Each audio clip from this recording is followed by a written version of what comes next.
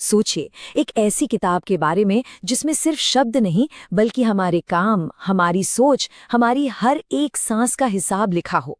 ये सिर्फ कोई कहानी नहीं है, ये कर्म के उस कानून की पड़ताल है जो सदियों से हमारे हर फैसले को एक दिशा देता आया है।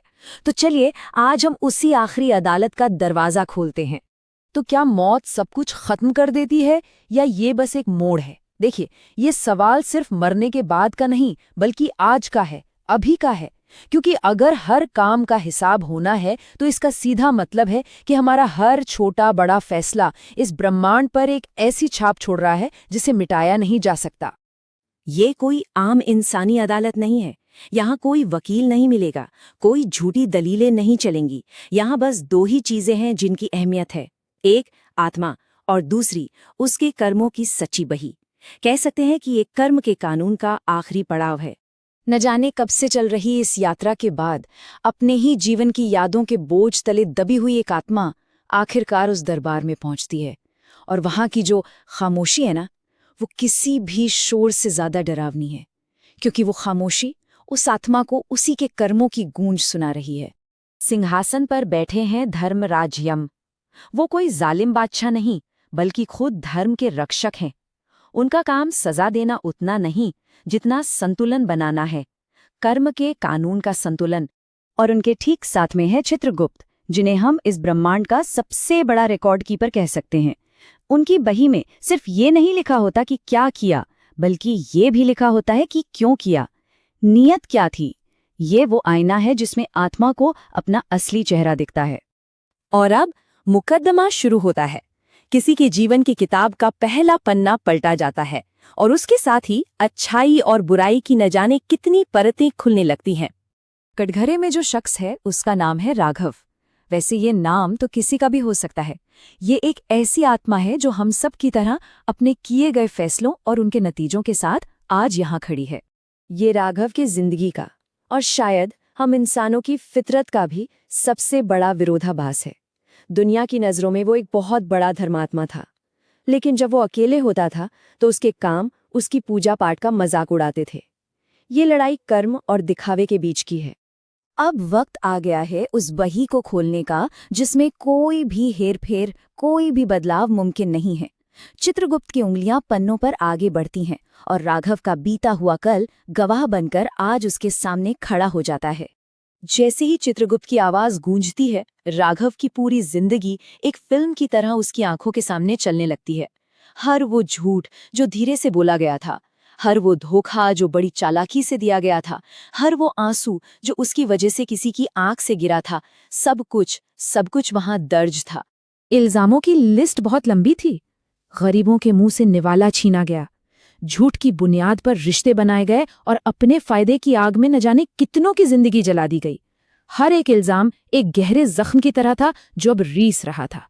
पूरी तरह से हताश होकर राघव चिल्लाता है। वो अपनी पूजा पाठ और दान धर्म को अपनी ढाल बनाने की कोशिश करता है। उसे ये बात समझ ही नहीं आ रही कि उसने धर्म को अपनाया नहीं, सिर्फ उसका इस्तेमाल किया है। पर यमराज के सामने ये दलीलें एक पल भी नहीं टिकती। वो साफ साफ कहते हैं कि ये अदालत कर्म के बाहरी दिखावे को नहीं बल्कि उसके पीछे की नीयत को देखती है, क्योंकि असली न्याय तो इरादों की सच्चाई में ही होता है। और फिर गूंजता है धर्मराज का वो एक वाक्य जो हर पूजा पाठ, हर कर्मकांड से ऊपर है। सच्चा धर्म किसी मंदिर की दीवारों में नहीं बल्कि सच्चाई और इंसानियत के रास्ते पर चलने में है। और इसी के साथ राघव का सारा दिखावा एक पल में टूटकर बिखर जाता है। तो अब हिसाब पूरा हो चुका है। कर्मों का तराजू एक तरफ बुरी तरह से झुका हुआ है। राघव को अपने सामने सिर्फ और सिर्फ अंधेरा दिख रहा है। अपने बुरे कर्मों के नतीजे के सिवा कुछ और नजर नहीं आ रहा। यमदूत सजा देने के लिए आगे बढ़ते हैं और राघव की आत्मा कांप उठती है। वो गिड़गिड़ाता है, एक और मौके की भीख मांगता है। लेकिन यहाँ का नियम सीधा और सख्त है। मौका जिंदगी में मिलता है, मौत के बाद तो सिर्फ नतीजा मिलता है। लेकिन रुकिए, अंतिम फैसला सुनाने से ठीक पहले धर्मराज चित्रगुप्त की तरफ देखते हैं और उनका सवाल सजा के बारे में नहीं बल्कि एक उम्मीद के बारे में है। वो पूछते हैं, पूरी बही को फिर से देखो, क्या कोई एक भी काम ऐसा है जो इसने बिना किसी स्वार्थ के किया हो?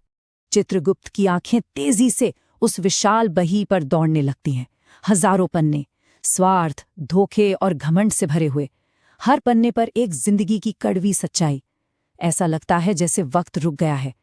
क्या इतने अंधेरे में रोशनी की एक भी लकीर मिलेगी?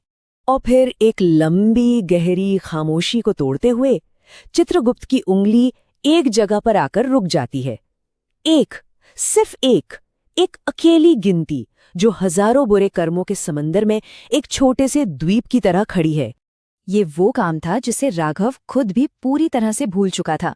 जिंदगी का वो एक पल जब उसने बिना किसी फायदे की सोचे, बिना किसी पहचान की उम्मीद किए एक भूखे बच्चे को अपने हिस्से का खाना दे दिया था। ये काम दिखावे के लिए नहीं, सिर्फ इंसानियत के लिए हुआ था। और यही इसकी असली ताकत थी। और उस एक निस्वार्थ काम ने कर्म के पूरे समीकरण को ही बदल कर रख दिया। अब जो फैसला सुनाया जाएगा वो राघव के अतीत की सजा नहीं, बल्कि उसके भविष्य की एक उम्मीद होगी। धर्मराज का फैसला सजा नहीं बल्कि एक जिम्मेदारी है। वो कहते हैं, तुम्हें एक और जीवन दिया जाता है, लेकिन याद रहे ये इनाम नहीं, एक मौका है।